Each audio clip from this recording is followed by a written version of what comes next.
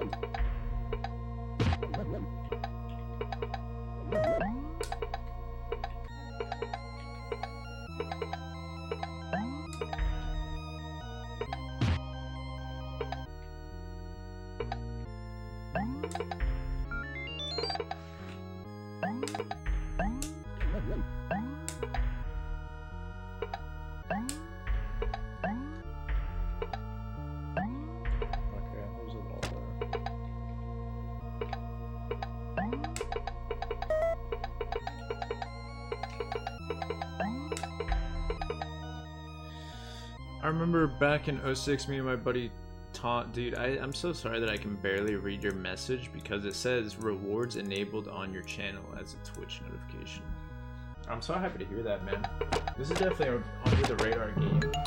Like, I'm glad to hear you and your friend got to experience it, especially because it's like a co-op game. So obviously I won't even know what it's like to play with another person. So I think that's great. I think that's great to hear. That's authentic.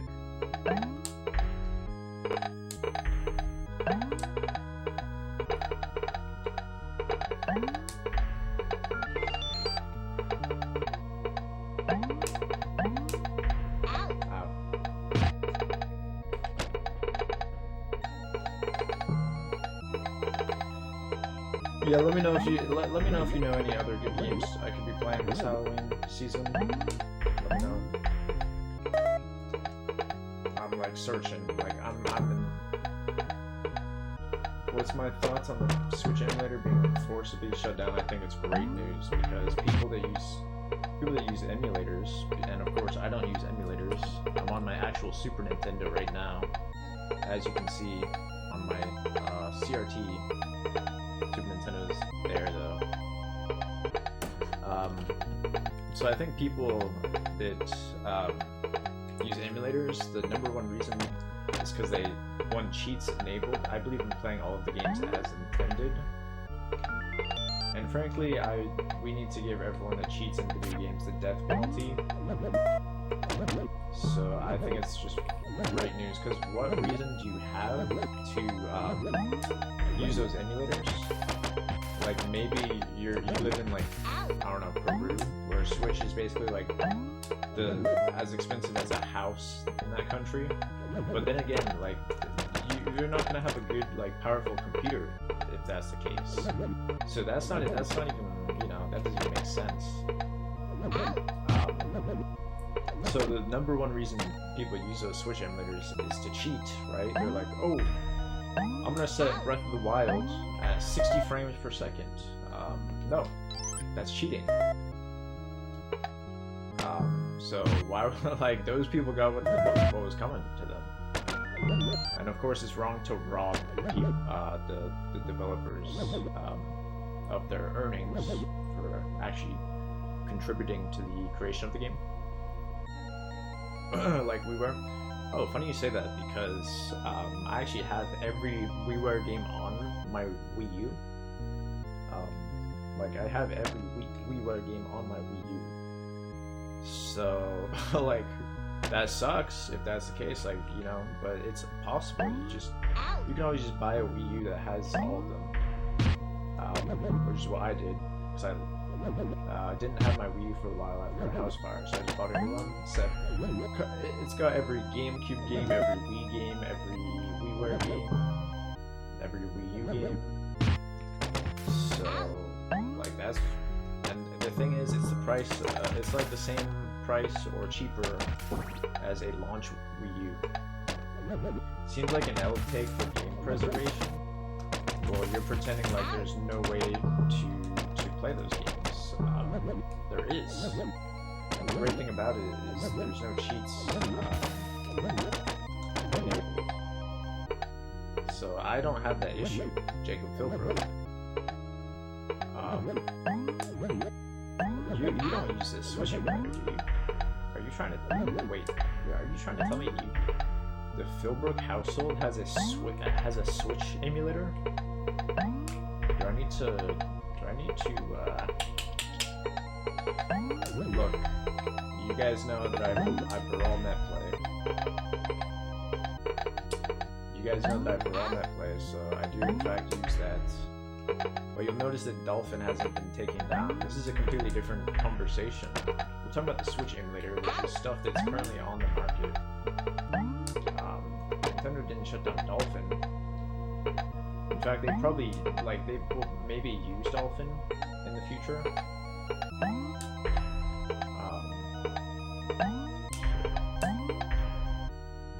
But, you know, in the case of, you know, they removed the online multiplayer connectivity, then that's the only justifiable. No, Slippy is cheats. Slippy is cheating. I don't respect modern Melee players because they literally just cheat instead of playing the game. Alright. I don't know where to go on this level. This is bad.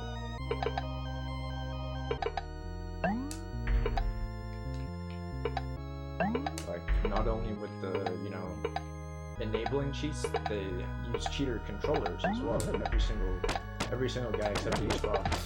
HBox uses tab jump and Z for aerials. Doesn't know stuff like shield drops. I don't think he might, but he doesn't do jump cancel. So HBox is the only legit Melee player I think in modern years. I just accidentally drank that. Oh, okay. Which is a hard to swallow pill because he plays Jigglypuff. So that's something people don't want to admit though. It's like, oh yeah, he's the only guy that actually still plays without cheats.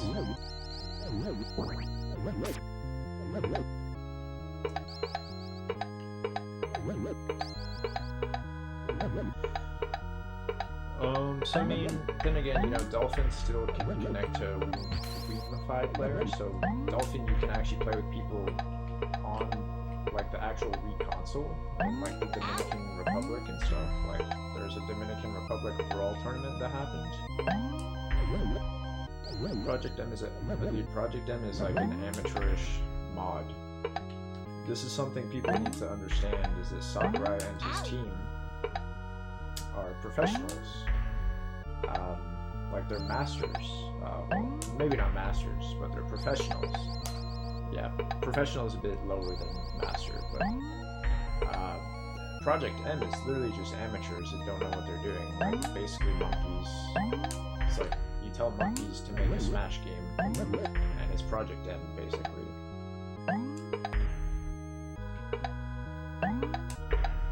So it's just like, not, like, you can't even take it seriously. Like, the design is so bad on every level. Even the stages, like, you just play the stages and you're like, you know, this would never pass for a stage in, like, Smash Bros. In a million years. So, yeah, it's, I just, like, there's already a problem if you're playing that to begin with. You have a perfectly fine game, Super Smash Bros. Brawl, which is 100 times better than Project M. You know, they refuse to just play the actual game. They're like, nope. I was gonna say, you know, they want to make it more like Melee. It's really not like Melee. Like, it really isn't. It's its own thing, unfortunately. That means, you know, it's really bad.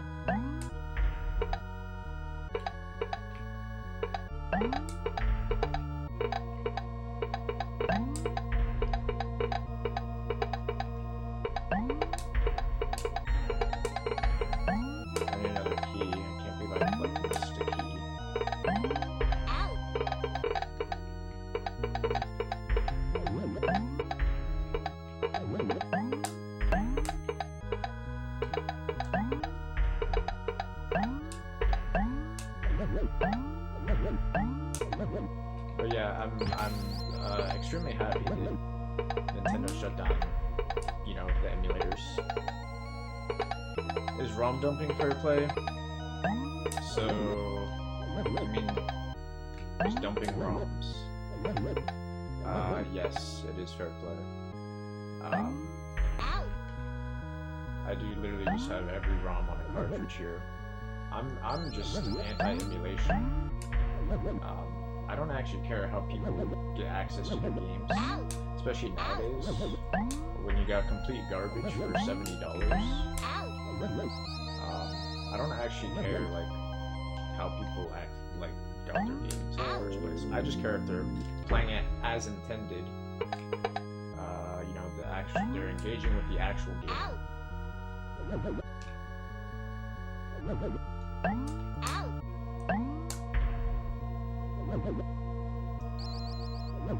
Which, of course, when you set Breath of the Wild to 60 frames per second, you're not. Alright, the game is meant to be played sub 30 or under, right? Any of that stuff is insanely disrespectful to everyone involved in the game.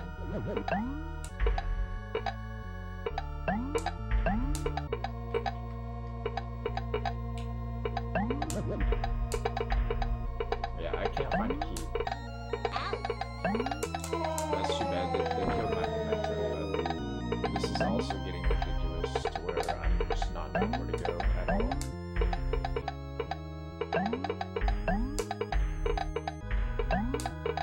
Genuinely can't find a key. So, like, I might be stuck.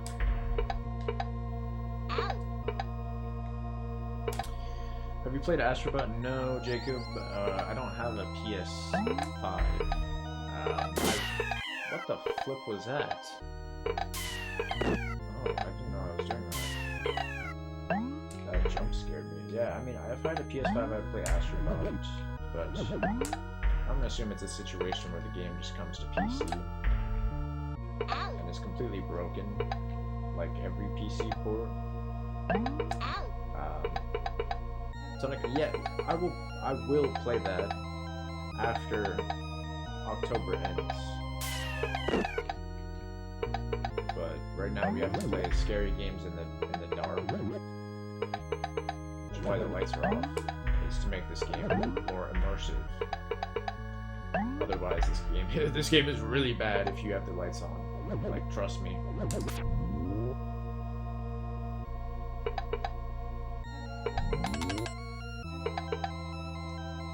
I tried it. I couldn't. It was unplayable. I genuinely can't find the keys though. I'm extremely confused at like where I went wrong. I think I actually have to like restart the level because I don't have keys that I need.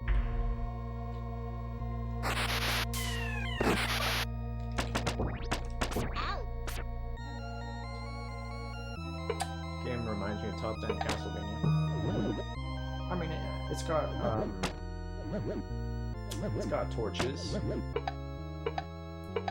has skeletons.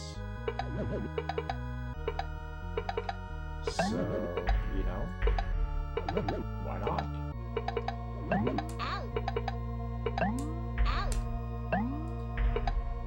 I like actually have to like I don't know how I can get to these guys. I missed a key.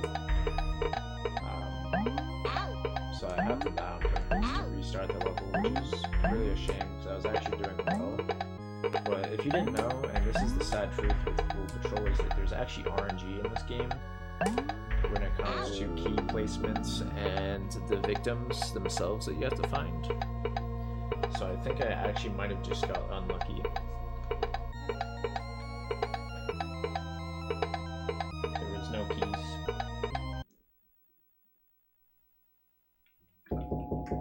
And one of the levels I actually finished with like 30 keys. Like, I had in excess of 30 keys that I didn't use. That's the end. Oh, this is not password screen. This is the high score screen, which of course, you know, I probably got the high score. RNG isn't a thing. Oh, this is the first time I didn't get the high score.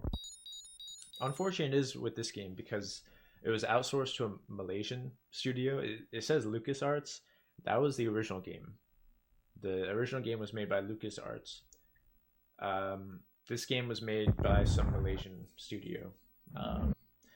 And obviously they don't know how to make video games. So RNG, unfortunately, is a thing in this.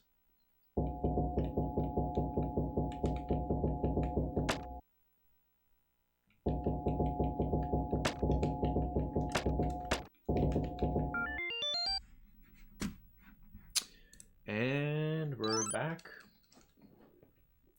But yeah, I mean, anyone will tell you that the original. Oh, dude, I forgot. You used to play this game with Tom. I forgot you used to play this game with Tommy. Yeah, dude, I forgot about that. So I mean, dude, you didn't give me any tips though for the keys. That's why. Like, come on, man, you didn't even give me tips.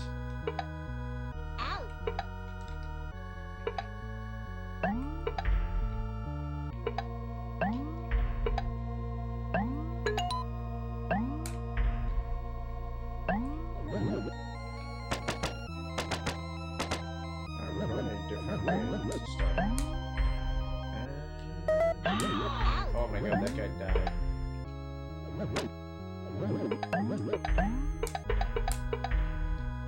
Hopefully I'm actually lined up. It's hard to tell.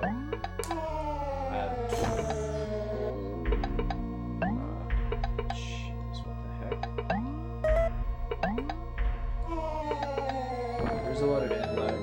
There's a lot of landing lag. You gotta wait until you can do anything. So that's why I died right there. Take that into account. Which this is like Castlevania, and you're absolutely right. Castlevania was designed to be a high committal game. Because your character isn't Mario, basically. He can't do anything except whip. He's got a sub weapon, he can do that. But his jumping is his whip is slow, his jumping is bad. So, you know, this game prioritized animations over having control over your character. So, in that way, it's like Castlevania, because you gotta commit to everything.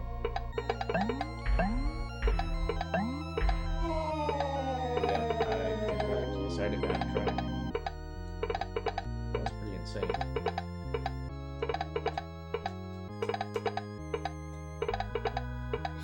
Six most disturbing home security hackings. Okay, I'll watch this. Many households nowadays use home security cameras for surveillance and protection. Popular companies like Ring and Nest will broadcast these live feeds on the internet for users with the account's email and password to access. However, this means that if anyone else has the email and password, they can also access this live feed from anywhere. There have been many cases of hackers getting users' emails and passwords through various methods and spying on unsuspecting families, even using the camera's microphone feature to talk to them. Here are 6 of the most disturbing cases.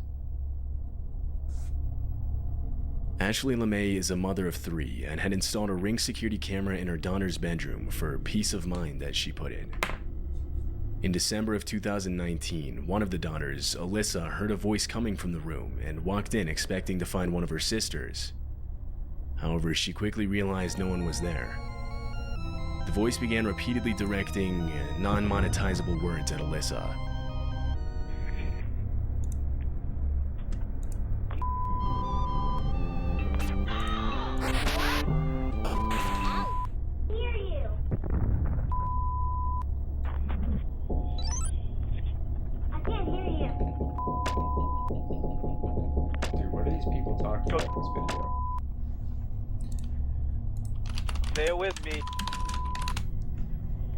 Alyssa walks back out of her room and yells out that she can't hear them, still thinking it's one of her family members. But she would get no response and returned back to her room, confused.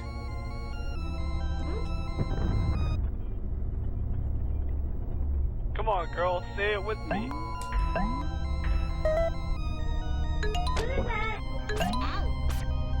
I'm your best friend. You can do whatever you want right now. What the fuck? You can mess up your room. You can break your TV. You can do whatever you want. I'm your best friend. I'm Santa Claus.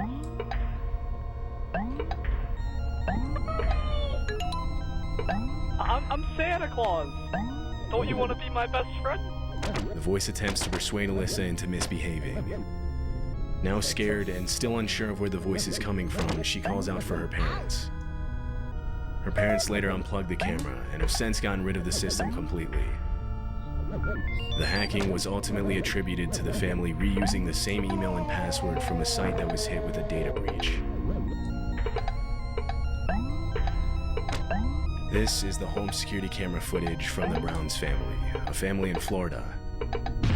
On December 8, 2019, the speakers of their camera started blasting the sound of an alarm. A voice then followed, berating them with hateful comments.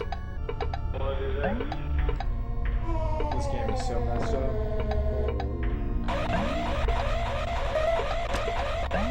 Main man Shaq, it's your boy Chance on Knowles. Welcome to the Knowles cast. Wait, so did your child come out black or like kind of like a light skin? I don't know. What? Nothing. The voice mentions the couple's son, which at no point during that night walked in front of the camera. This would suggest that the hacker was watching the family's live feed for longer than just that night. The Browns believe it was at least multiple days in which they would have no way of knowing they were being watched. However, they were unable to find out exactly how long they were being watched before the hacker came over the speaker. After nearly 3 minutes of enduring hateful speech from the voice, they finally ripped out the camera's batteries. Can you bring like a web browser up on your phone and then type in the website that I tell you? No. Why? I'll leave you and your family alone. Or I could do this.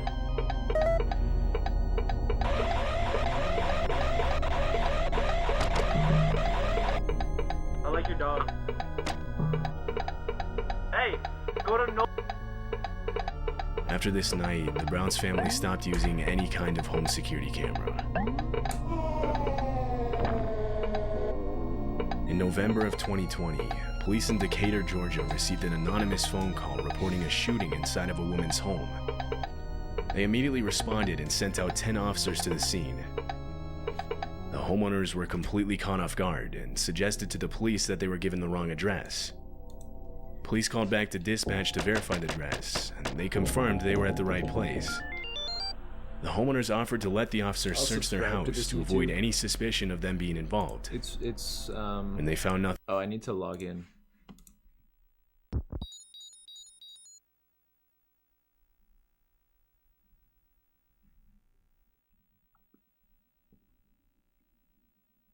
Link your Twitch to Discord so I can.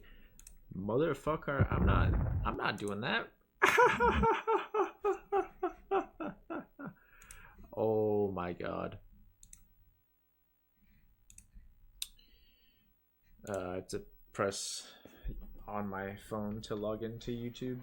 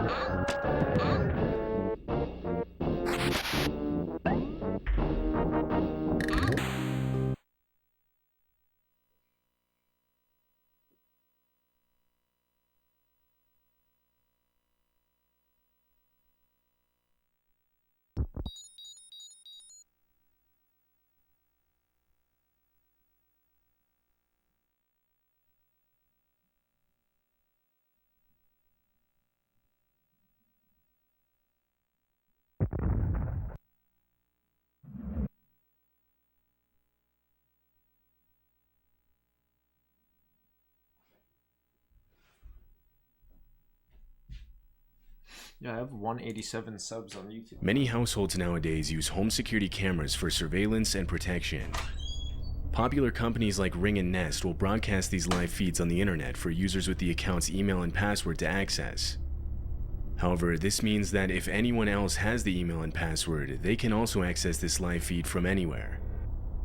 There have been many cases of hackers getting users' emails and passwords through various methods and spying on unsuspecting families, even using the camera's microphone feature to talk to them. Here are 6 of the most disturbing cases. Ashley LeMay is a mother of 3 and had installed a Ring security camera in her daughter's bedroom for peace of mind, as she put it. In December of 2019, one of the daughters, Alyssa, heard a voice coming from the room and walked in expecting to find one of her sisters. Alright, let's see. However, she quickly realized hearing hateful speech from the voice. They finally ripped out the camera's batteries. In November of 2020, police in Decatur, Georgia received an anonymous phone call reporting a shooting inside of a woman's home. They immediately responded and sent out 10 officers to the scene. The homeowners were completely caught off guard and suggested to the police that they were given the wrong address. Police called back to dispatch to verify the address. This video is not scary when it's literally daytime outside. If it was nighttime, it might be scary. Like, seriously. But they confirmed they were at the right place. The homeowners offered to let the officers search their house to avoid any suspicion of them being involved. When they found nothing inside, they started to question who the anonymous caller was. And as they were heading back outside, they would find out. Yeah, I'm right in the camera. Look in the camera, yes. The Ring doorbell camera had been hacked and the family had been swatted. The fact that somebody would be childish enough to do something that could have taken somebody else's life. Change all your stop using the same password for everything. That's sick. We are sick. Yeah, we are disgusting. This is the 15th one today. We do this all over the United States. The homeowner's doorbell camera had been hacked and they'd been swatted. Being swatted is essentially when someone calls emergency services, deceiving them into believing there's an emergency at your address. This guy is... The hacker was able to get the homeowner's address using their IP address. This guy's literally just like extending the length of his video by explaining stuff like that. They then reported a shooting as, I guess, their sick way of teaching the homeowners to use different passwords. Swatting is a real criminal offense, and in some rare cases can be fatal.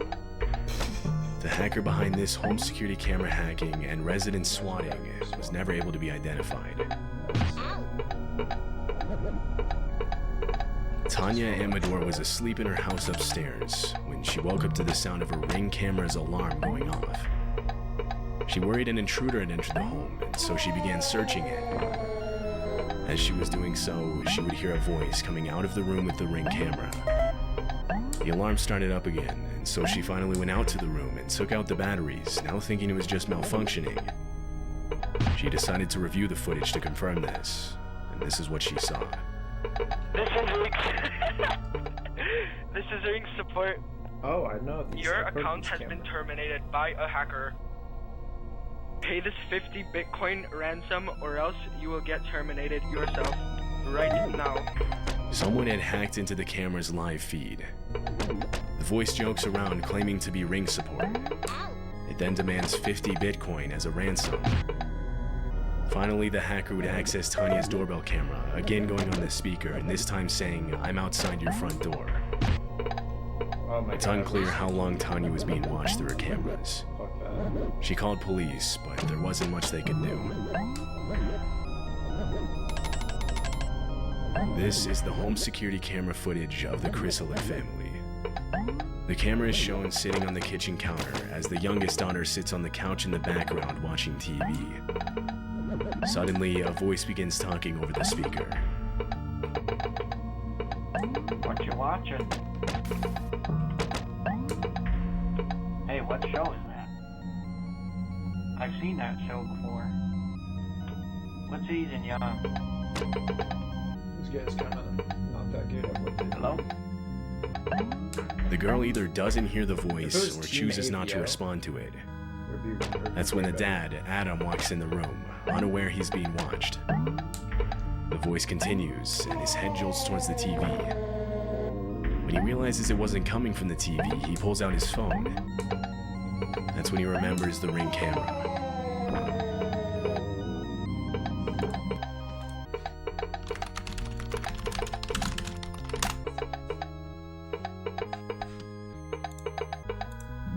Hello?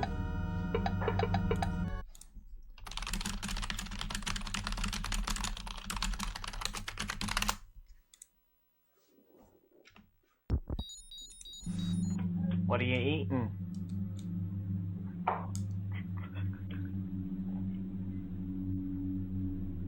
You hungry? What? Hello? Powering off.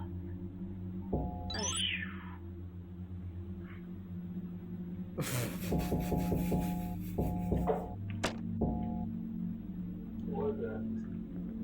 Hello. This is Ring. What is it?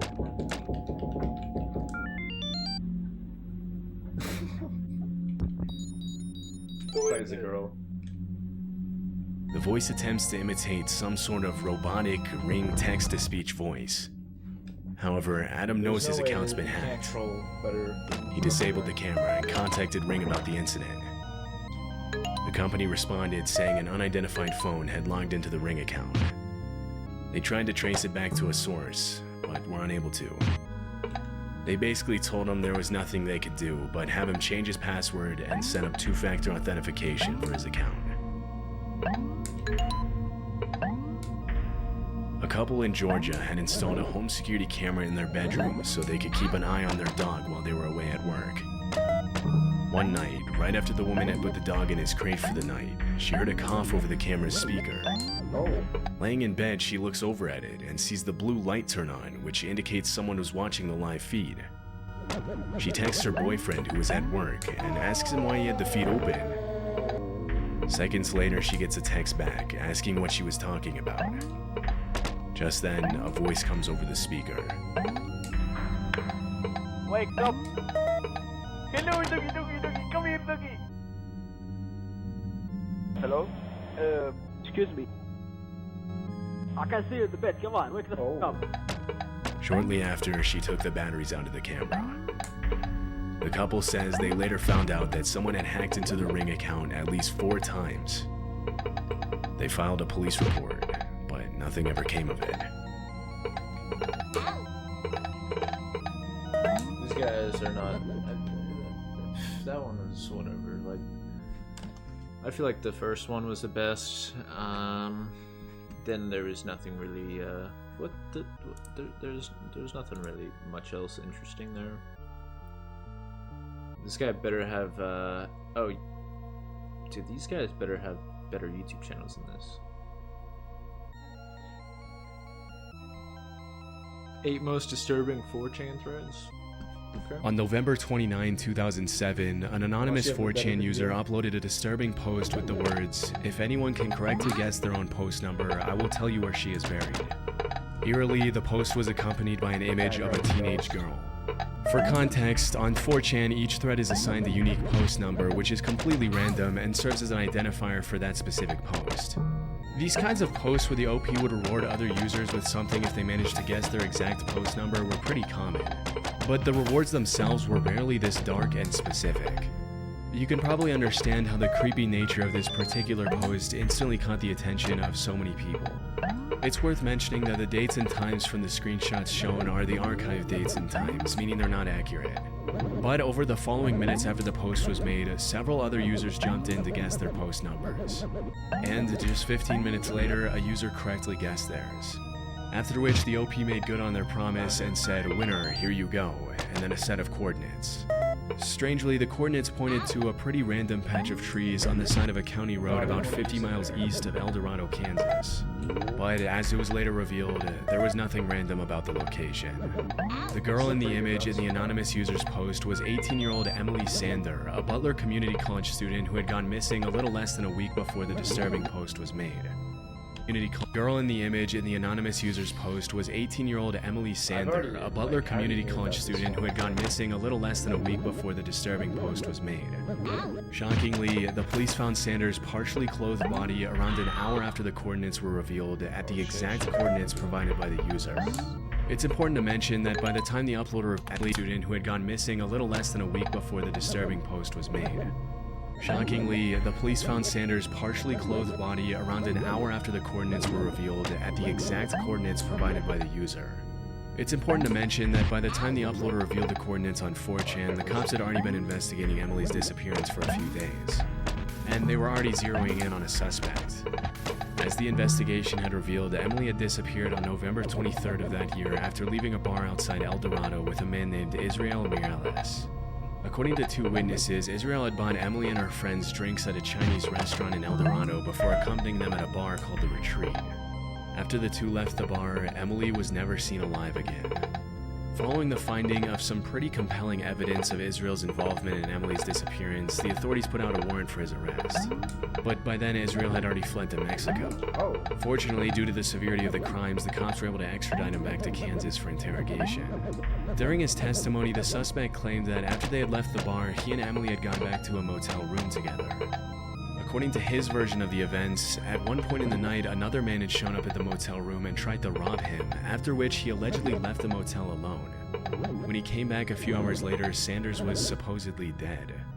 The story is already kind of hard to believe, especially when you factor in that after allegedly finding the lifeless victim in the room, Israel claims that he panicked, put her body in the trunk of his car, and headed to a house where his in the room and back a few hours later to rob him, after which he allegedly left the motel alone. When he came back a few hours later, Sanders was supposedly dead. The story is already kind of hard to believe, especially when you factor in that after allegedly finding the lifeless victim in the room, Israel claims that he panicked, put her body in the trunk of his car, and headed to a house where his 16-year-old pregnant girlfriend was staying in nearby Baxter Springs. Again, this was already a huge stretch, and it didn't exactly help Israel's case that investigators found a large knife and clothing with his DNA in a trash can at his girlfriend's home in Baxter Springs. When it was more than obvious that Israel was responsible for the crime, a judge sentenced him to life in prison without parole. As for the 4chan thread, I couldn't find any official He went to prison forever for trolling. Confirmation that the post was uploaded by Israel. And it's worth mentioning that because the coordinates were revealed a little under an hour before the cops officially announced where they had found Emily, the thread could have been opened by someone on the police force who knew about the location before the public. Still, there's a very real possibility that the 4chan post was uploaded by the killer himself, adding an even more disturbing layer to an already horrific crime. On August 25, 2009, a 4chan user opened a thread with the title, "Look What I Found." The caption read, "So, I was looting through some stuff my dad left when he died, and I found this. The old bastard had a live grenade. It seems kinda old, but looks okay to me. What would the random board do with it?" Next to the caption was an image of the OP's hand holding what appeared to be a live grenade.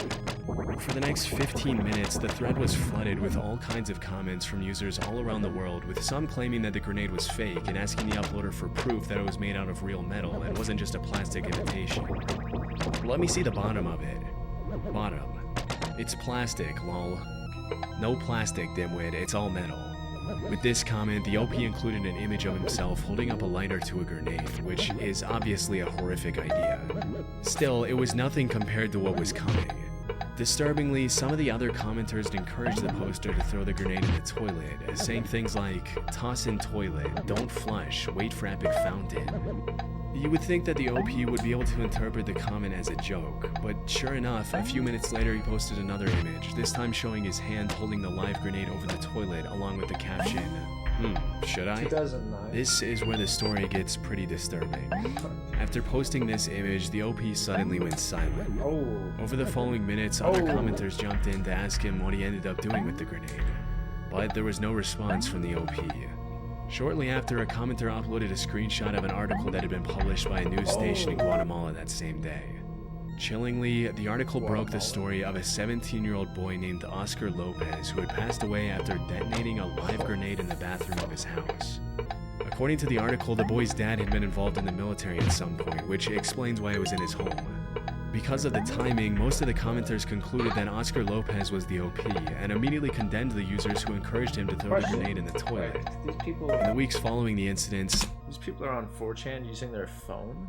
Like, this guy's, I didn't know they did that in 2009, but I guess so.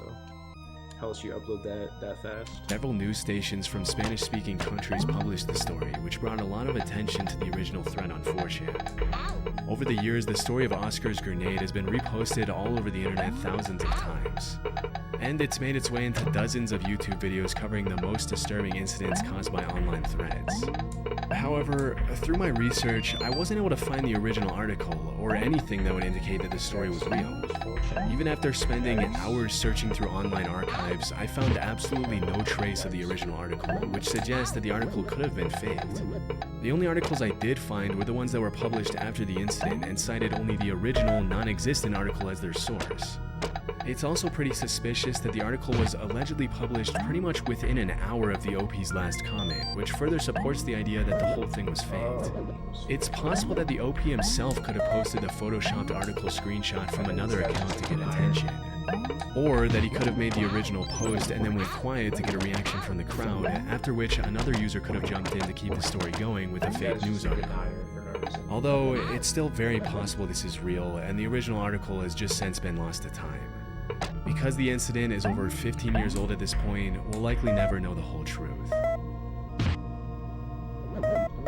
Back in 2009, dozens of 4chan users started to bring attention to a pretty strange phenomenon that was taking place all over the internet, in which some mysterious comments about key lime pie were cropping up on countless websites, blogs, and forums everywhere online. Although the original 4chan threads in which these discussions took place have since been deleted, I was able to find some more recent Reddit threads covering the same key lime pie phenomenon. In 2016, Reddit user KeyLimeWTF uploaded a long post about his or her investigation into the whole thing, and it read, "So, I'm just gonna throw this one out there since I haven't found anyone who's investigated or discussed this super weird, almost nonsensical mystery.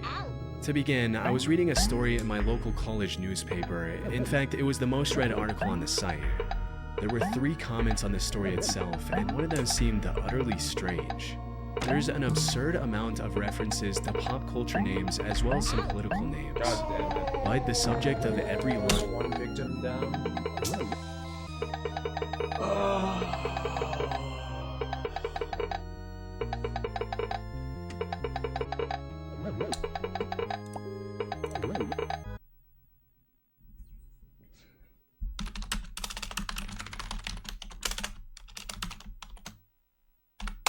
Almost had it.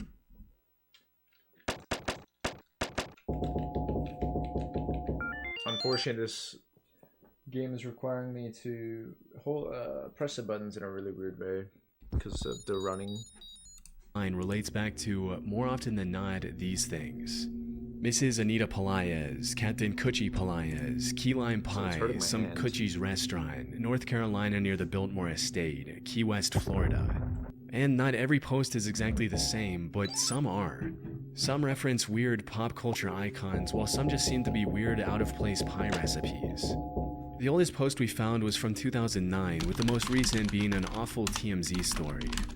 Super weird, but if you were to Google or research those names associated with key lime pie, what you would discover is that this has been posted all over US media sites. A couple of things here. I need to watch DK oldies.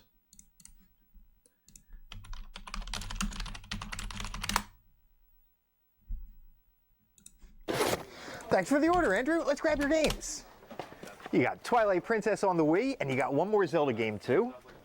It's Skyward Sword, and this one's got a bonus CD. Let's check it out. This version has a special audio CD, which has music from different Zelda games, all recorded by an actual orchestra. All right, let's pack it up. And since you got picked to be filmed, I'm throwing in this Zelda keychain for free. Enjoy your stuff, Andrew.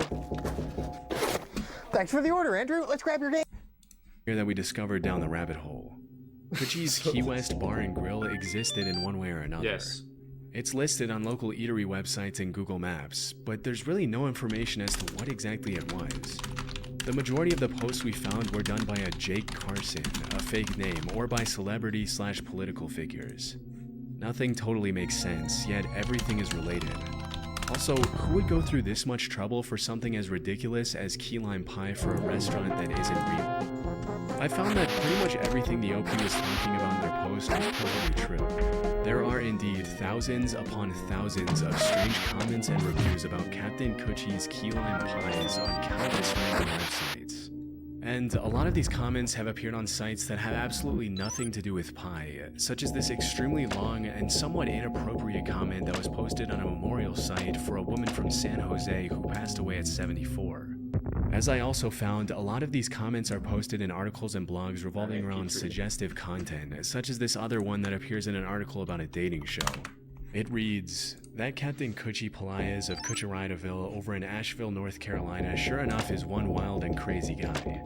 All the women are so wild about him and his famous cheeseburgers and key lime pies." But even though these comments are definitely weird, these are just 2 of thousands of accounts that have been created to post these comments everywhere online.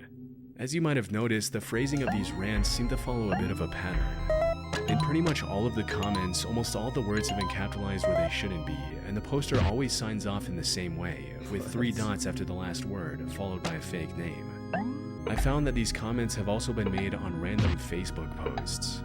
As you might have guessed, a bunch of people over the years have reached out to these Facebook accounts, and the responses they've gotten have been pretty disturbing, as you can see in this 2016 Reddit thread. The post reads, "I decided to send Coochie Pelaez a message and ask him when the world can know who Captain Coochie is. I didn't expect a reply, but roughly a month later Coochie replied, 'There's just no medicine like an all-natural key lime pie made from scratch,' plus a bunch of other garbled nonsense about key lime pie. After a little bit of back and forth, the user asked Captain Coochie for the address of the restaurant, and this was the response they got. 'Close your eyes, let your ears listen to the radio. Do you hear my voice? Can you hear your own soul scream? Let me choose. My voice that predicts the future or your tormented reach. What do you choose? You can choose. Your life, your future.' As smart as you are, you may have already found out that the radio drama from 75 years ago was the truth. They are on our planet, and they watch and see everything. Don't trust anyone. Don't trust the police. They are already controlled by them." And a few more lines of paranoid ranting. Strangely, the original message was sent in Swedish, which is the Reddit user's native language. What makes this disturbing is that there was nothing on the user's profile indicating that their first language was Swedish, which indicates that Captain Coochie could have stalked the user. And eerily, this wasn't the only time this happened. Whenever people reached out to these accounts to ask for information about the key lime pie phenomenon, they would often receive strange responses with very specific information about their lives that the key lime pie people had no reason to know. The rabbit hole in this mystery goes pretty deep, but some things have been confirmed to be true. For example, as mentioned in the Key Lime WTF's Reddit post, Coochie's Key West Bar and Grill was a real place in Asheville, North Carolina. According to dozens of Reddit users, the original owners were Oswald C. Pelaez, aka Coochie, and his wife Anita Pelaez. But interestingly, even though the random comments and reviews are almost all about pie, the restaurant was actually known for its burgers. Still, despite this information, it's hard to understand where the connection is between the restaurant and the 15-year-long campaign to flood the internet with strange reviews about their key lime pies. Over the years, this has led thousands of people all over the internet to come up with all kinds of theories to explain the phenomenon. The first theory is that all the comments and reviews are coming from a single poster. Technically, this is a possibility. I mean, it's not uncommon for people with extreme obsessive personalities to become fixated on something as random as key lime pie and dedicate years to spreading bizarre content across the internet. However, the sheer volume of posts, accounts, and languages involved makes this kind of hard to believe. If you think about it, this would require the poster to individually open and verify thousands and thousands of sub-accounts, which would require a ton of different email addresses and more time than we can imagine. This is why a lot of people have suggested that all of these comments could be coming from a bot. The fact that all the comments are written in a similar style makes this a possibility, but there's one major caveat here. Over the past couple of decades, Google has really cracked down on bot accounts, making it increasingly difficult for random bots to open accounts and post comments on random blogs and sites. And sure, this could be a pretty advanced bot that's been updated over the years to meet Google's security measures, but there's really very little motive for anyone to take the time to design something like this. So, in the absence of a solid explanation, some slightly more disturbing theories have been proposed by the online community. According to one of the most popular ones, these comments could be a coded method of communication for some sort of cult or underground organization with nefarious purposes. This could explain the endless, seemingly random pop culture references and indecipherable strings of garbled text with random capitalization. I also found some Reddit comments where the users alleged that Kuchi's Key West Bar and Grill was being used as a cover-up for something more sinister. For example, in 2017, a user posted a comment saying, "I grew up in Arden and drove by it nearly every day of my life and never once saw more than one car there. When I reached my 20s, I assumed it was a money laundering operation or something similar. A friend of mine actually ate there once many years ago. If I recall correctly, it was empty and the food was unremarkable. It had never occurred to me to do the same." This is honestly just one of those mysteries that you could make an entire documentary series about and you'd still barely be scratching the surface. To this day, nobody really knows where all these comments are coming from, who's posting them, and why or even how many people are involved in this whole campaign. And considering how deep the rabbit hole goes with this one, we can safely assume that it'll probably stay that way for a long time. On Christmas Day 2014, an anonymous 4chan user opened a pretty disturbing thread with the words, "I bought a Wii U, but it was broken, so I opened the Wii U, and this thing was inside. What is this?" Next to the captions, the user uploaded a couple of images of some sort of brown, oval-shaped object inside the console. At first glance, the OP thought it was probably something an animal had left the object inside the console. At first glance, the OP thought it was probably something an animal had left in there, but a few minutes later, he followed up with some images that looked like something straight out of a nightmare. Apparently, the brown object was some sort of spider nest, and as soon as the OP cracked it open, it looked like this. A few minutes later, the poster commented, "At least the spiders are already dead. Whatever happened, it's an egg opened too soon or an egg that never managed to open. The spiders must have devoured each other to stay alive and eventually grew to max capacity and truly died. The size shows they're adults, but the color shows they literally have no plating or skin." 3 minutes later, the OP gave a chilling update saying, "This one was still alive." And this is where the thread starts to get a little disturbing. Just a few seconds later, another user commented on the post saying, "Okay, I googled it for you, OP. That's a dirt dauber nest. The spiders are paralyzed inside of it. If they're not dead by now and they're actually fresh catches, they're gonna be waking up soon." And responding to the image of the live spider the OP posted, the user warned, "This spider kind of looks like a brown recluse. If you let it sting you, your arm is gonna start rotting while you're alive." Responding to the original picture of the spiders, another user commented, "By the looks of it, the last one just woke up, and the dirt dauber might not even have started laying its larvae yet. If that's the case, these might all just be paralyzed. Also, I'm afraid for OP's life, since the spider that did wake up looks like a brown recluse, and if that's actually the case, the OP has a dirt dauber nest full of brown recluses. He's in for one hell of a ride." Over the next several minutes, dozens of other users jumped in the chat to warn the OP not to provoke the spiders under any circumstances. Fortunately, shortly after, the OP posted a final update to the thread saying, "OP here, they weren't dead and they started to move. I ran out of my house and called the exterminator. I'm posting from my cell phone." It's pretty disturbing to think that a nest of poisonous spiders could be growing inside of one of your consoles without you knowing it. And according to another commenter, it's actually pretty common for dirt daubers to do this. What? Thankfully, it looks like the OP... No, it's not. I never heard of this spider before.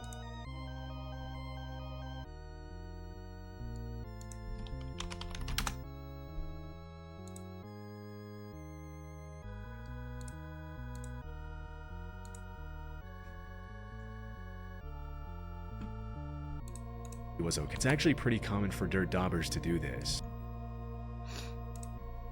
I look up dirt dauber and it's not a spider. So what's the deal? Oh. The fuck? Yeah, I guess I just don't understand this animal.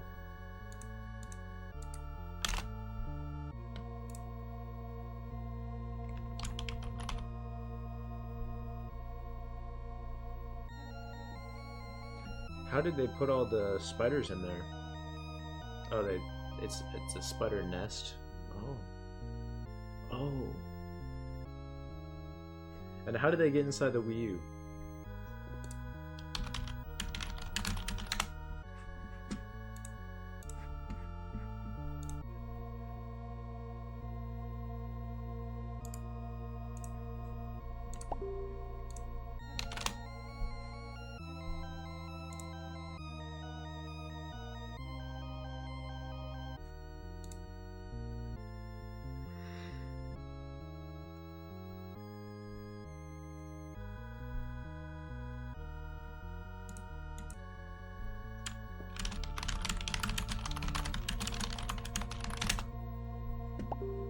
Autism speaks? Thankfully, it looks like the OP was okay. Not thankfully.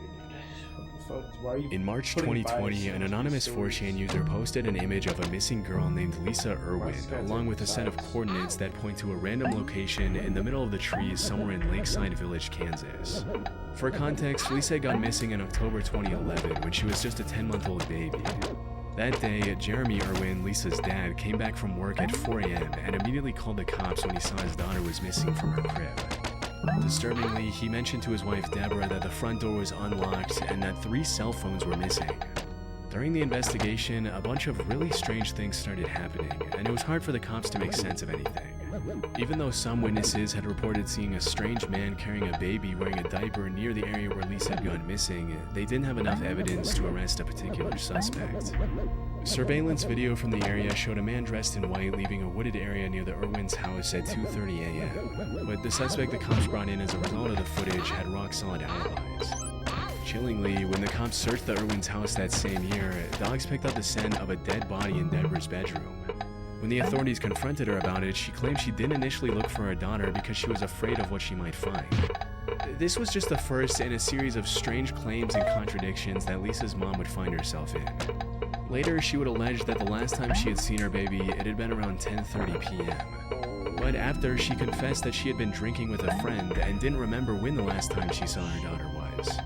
Investigators also accused Deborah of failing a lie detector test, and even her own best friend told the police that Deborah had a dark side and that she believed she could have been responsible for the disappearance of her own daughter. Strangely, the cops later found that one of the 3 cell phones that were taken from the house had made a 50-second call late on the night Lisa went missing. But both Deborah and Jeremy denied making the call. Oh, I hate this level. I hate this level. When the cops investigated the call, they found that it had been made to a Kansas City woman named Megan Wright. Interestingly, Megan had once been in a relationship with a suspect in the case, a drifter who lived in a halfway house close to the Irwins. Still, she denied being the one who had picked up the phone on the night of Lisa's disappearance. To this day, the cops are convinced that whoever made that call is responsible for whatever happened to Lisa, but in the absence of a drifter who lived in a halfway house close to the Irwins. Still, she denied being the one who had picked up the phone on the night of Lisa's disappearance. To this day, the cops are convinced that whoever made that call is responsible for whatever happened to Lisa, but in the absence of new evidence, the case went cold for a very long time. The image you see in the 4chan thread is actually an age-progressed picture released by the authorities to help the public identify the victim, and it shows what Lisa would have looked like at 7 years old. The image you see in the 4chan thread is actually an age-progressed picture released by the authorities to help the public identify the victim, and it shows what Lisa would have looked like at 7 years old. As soon as the user posted the coordinates, some of the commenters started suspecting that the OP was the perpetrator, and that the coordinates pointed to the location was what Lisa would have looked like at 7 years old. As soon as the user posted the coordinates, some of the commenters started suspecting that the OP was the perpetrator, and that the coordinates pointed to the location in the middle of the woods where Lisa's body was located. One user commented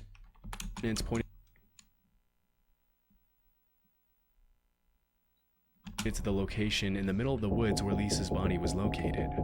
One user commented, "I just emailed this thread to 2 local NBC affiliates in Kansas that cover the Thompsonville and Oskaloosa area. Hopefully this is legit and we can finally do some good and bring peace to a family." But even though a lot of people got in touch with the police over the leaked coordinates, frustratingly, nothing really came of them. And it's unclear if the cops just didn't investigate the coordinates, or if they did but they didn't find anything there. To this day, Lisa's disappearance has created more questions than answers. Was it the guy who was seen in the surveillance footage? Was it the parents? Or the 4chan user? We'll likely never know. As you probably know, one of the most popular features of 4chan was that it allowed its users to stay completely anonymous, which was part of the culture of the forum. Still, some users chose to have a username to put more weight behind their words and engage in genuine social interactions with others. This was the case with user UTV, who was very active on the 4chan sports board back in the day. Based on his post, UTV was an Englishman who followed the Premier League, was a fan of Aston Villa striker Christian Benteke, and hated Manchester City. Most of his interactions in the boards he participated in are pretty much exactly what you'd expect from a slightly aggressive sports fan in an online board. But there was one thing that made UTV's post stand out in the sea of 4chan threads. Strangely,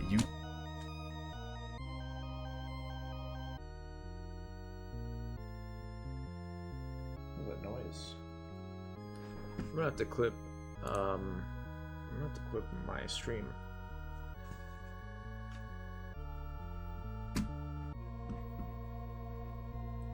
Possible there's a ghost because it is dark. It is lights off in my room, so it's possible that there was a ghost just now.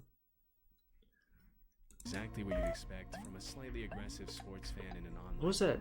Exactly what you'd expect from a slightly aggressive What was that noise? Pretty much exactly what you'd expect from a slightly aggressive. What the fuck? What you'd expect from a slightly aggressive. Boards he participated in are pretty much exactly what you'd expect from a slightly aggressive. What is that noise? Expect from a slightly aggressive. Expect from a slightly. Expect from a slightly aggressive sports. What is that? Huh? That sound like it goes from my room.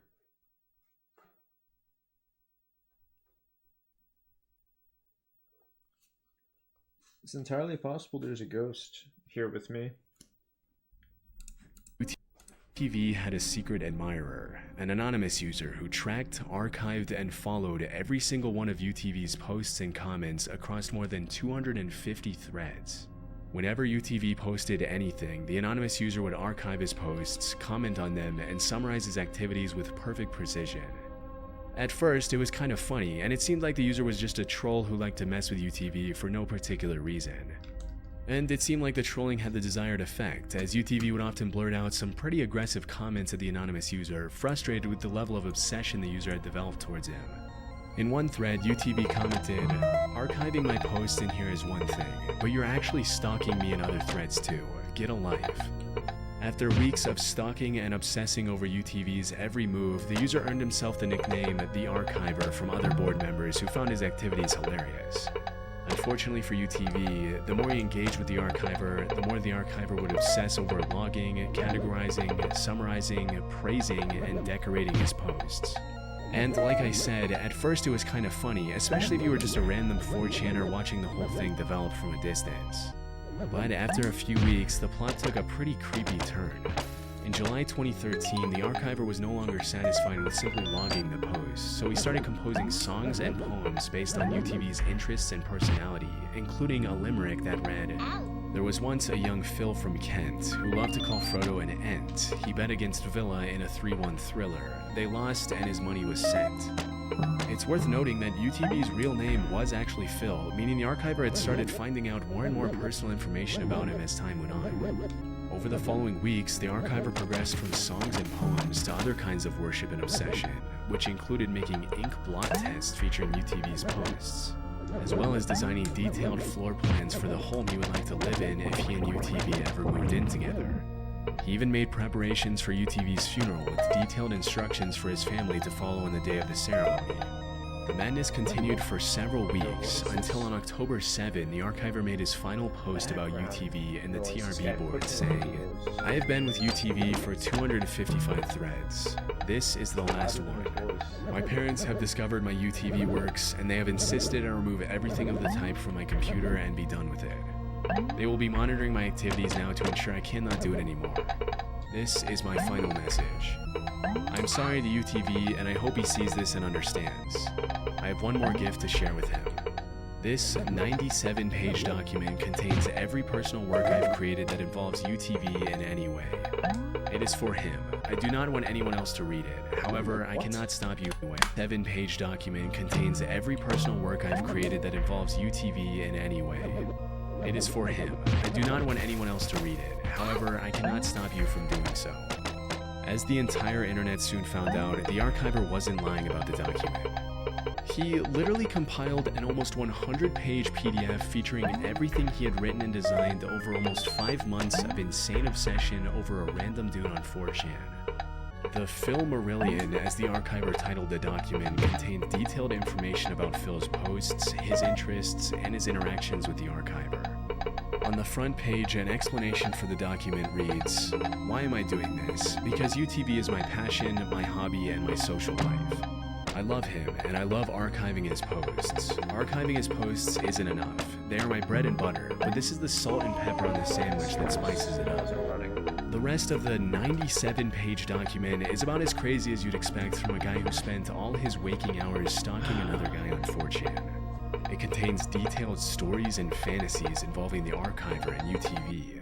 A detailed plan to make UTV like him. Fantasies involving the archiver and UTV.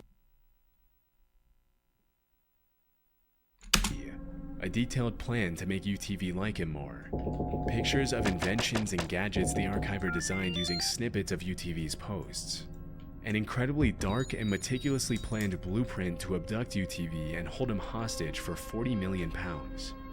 And so much more stuff that you can't even imagine. When the archiver shared his masterwork, Phil responded more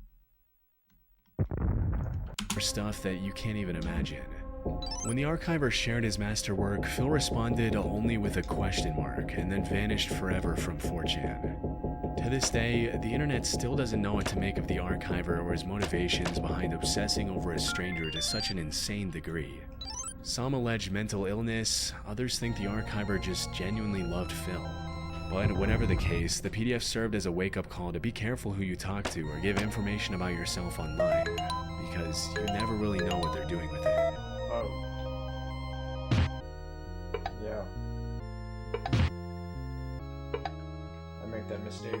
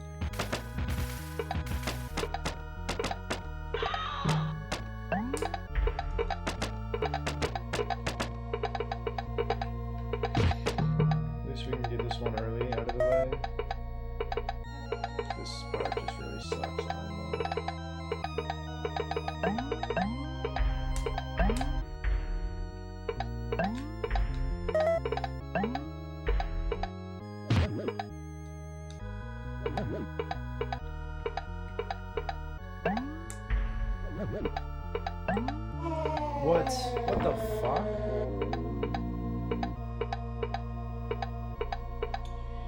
God damn it.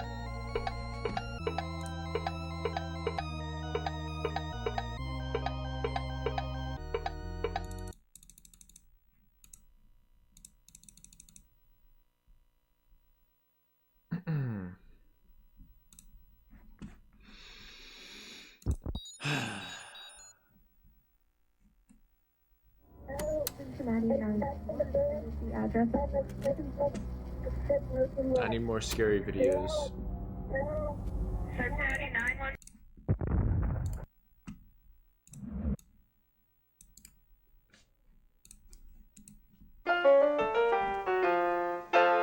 Virus warning. Your IP camera has a virus. Do you wish to delete the virus? Please say yes or no, now. Text Bruce. Oh my god. Bruce. Virus and camera 1.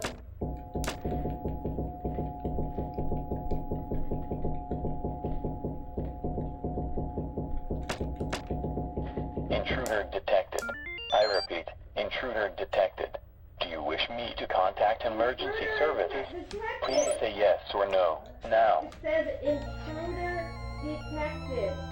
Intruder You guys detected. do something I about repeat, the intruder detected.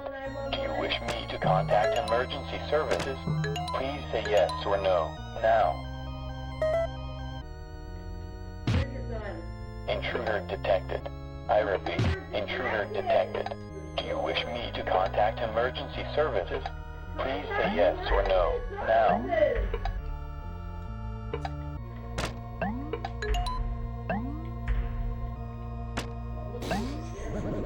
Intruder detected.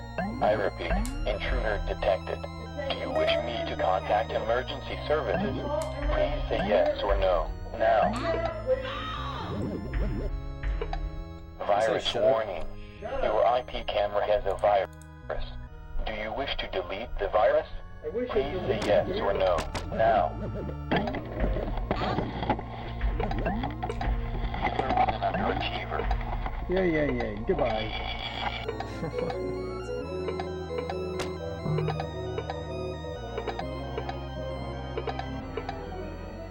Your girl has herself some tickle bitties. Virus warning. Your IP camera has a virus. Your girl has herself some tickle bitties. Virus warning. Your IP camera has a virus.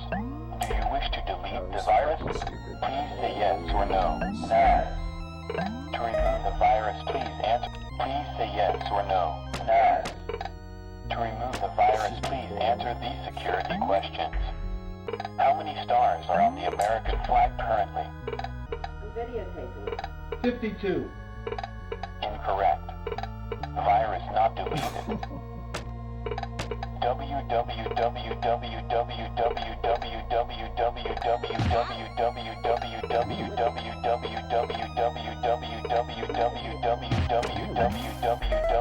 Your house looks like shit. Tidy up.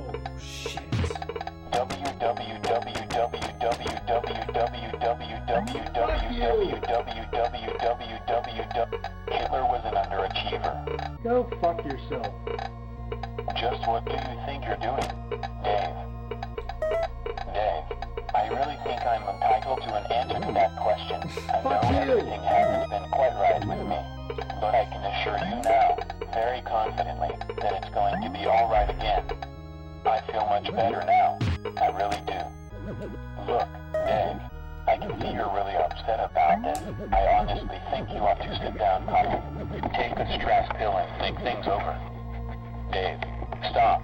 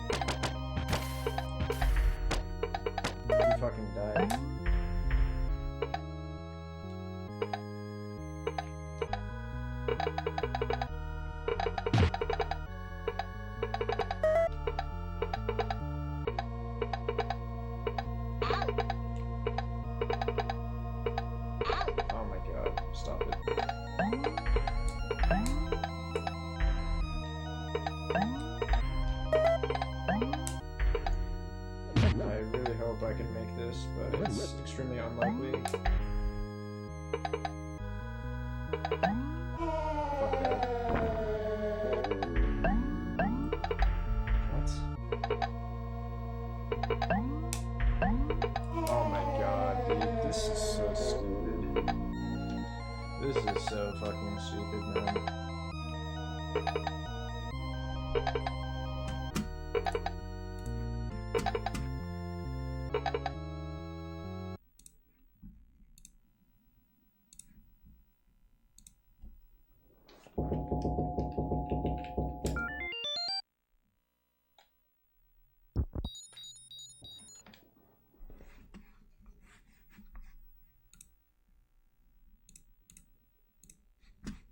Someone better send me some good videos right now.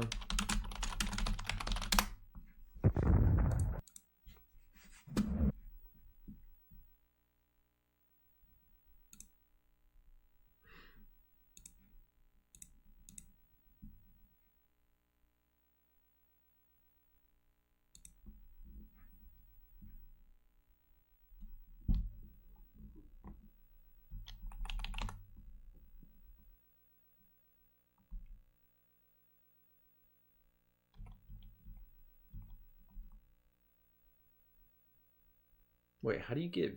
what? These people got their victims down to 0. I don't know how they did that. Because... that would be super helpful, but like... I don't know how they actually accomplished that. It's possible. We can go to the previous level and just let everyone die. Make this super easy. We could actually make it super easy that way.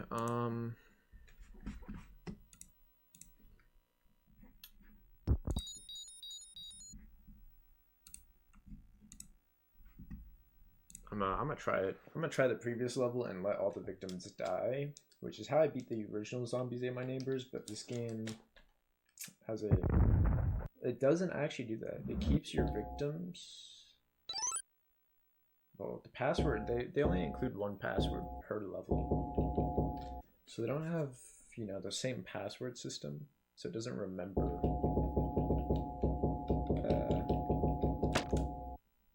Yeah, we just need to like keep all but one victim alive, or maybe 3 if possible. Then it would be super easy, to be honest.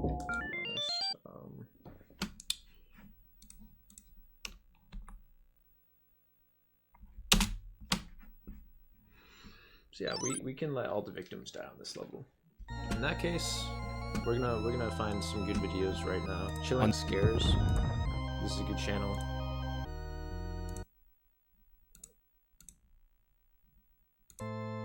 8 disturbing things caught on dash cam. And that's our most viewed video.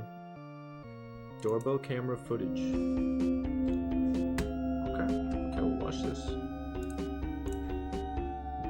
Good music on this level. On November 30th, 2021, a Twitter user from Dallas reported that her doorbell camera had recorded a suspicious man standing outside of her apartment almost every night for an entire month. According to her tweet, she had already reached out to the authorities, but they hadn't done enough to keep the man away. This is what her Ring camera captured. I'm waiting for her to die, but they're not doing it.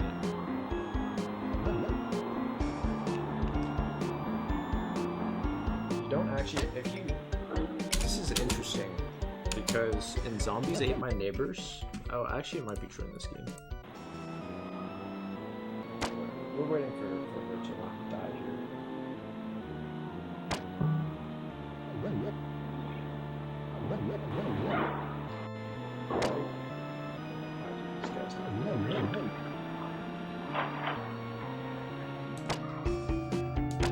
In most of the clips, the man can be seen standing eerily still outside of the woman's apartment, possibly waiting for her to come outside.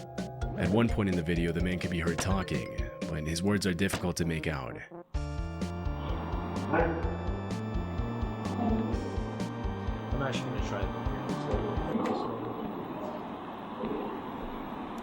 It's just, we're giving it a try. I don't think it's necessarily a good idea. It's unknown what he planned to do if the woman stepped out of her apartment, but judging by his behavior, it likely wasn't anything good.